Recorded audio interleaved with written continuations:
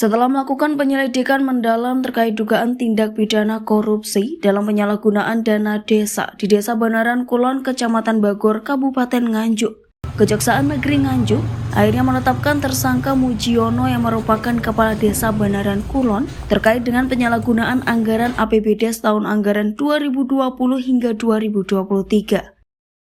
Kepala Kejaksaan Negeri Nganjuk Ika Mauludina menyampaikan bahwa berdasarkan hasil audit yang dilakukan oleh Kantor Akuntan Publik Nur Sodik dan Partners Surabaya, kerugian negara akibat tindak pidana korupsi ini mencapai 337.352.896.64 juta rupiah. Audit ini mencakup 19 kegiatan pembangunan yang dilaksanakan dengan kekurangan volume dan tidak sesuai perencanaan yang semestinya. Merugikan keuangan negara sebesar 337.896,64 dengan meliputi 19 kegiatan pembangunan yang dalam pelaksanaannya memiliki kekurangan volume. Adapun 19 kegiatan tersebut salah satunya adalah pendopo yang mana pelaksanaannya belum memiliki dokumen perencanaan dan dokumen teknis.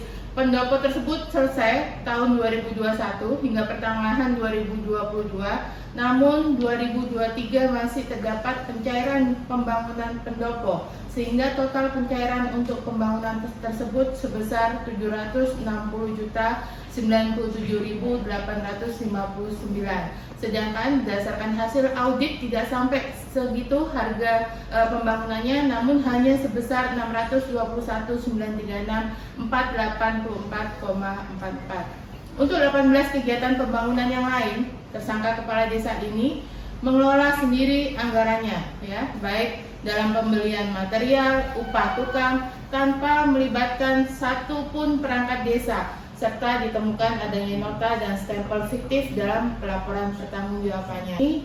Dan hingga sekarang telah ditetapkan sebagai tersangka berdasarkan 2 alat bukti yang cukup, berdasarkan ketentuan pasal 21 ayat 1 KUHP.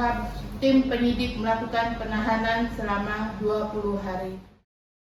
Selain proyek pendopo, 18 kegiatan pembangunan lainnya juga ditemukan tidak sesuai dengan prosedur. Tersangka Mujiono mengelola anggaran secara pribadi tanpa melibatkan perangkat desa, serta menggunakan nota dan stempel fiktif dalam pelaporan pertanggungjawaban keuangan.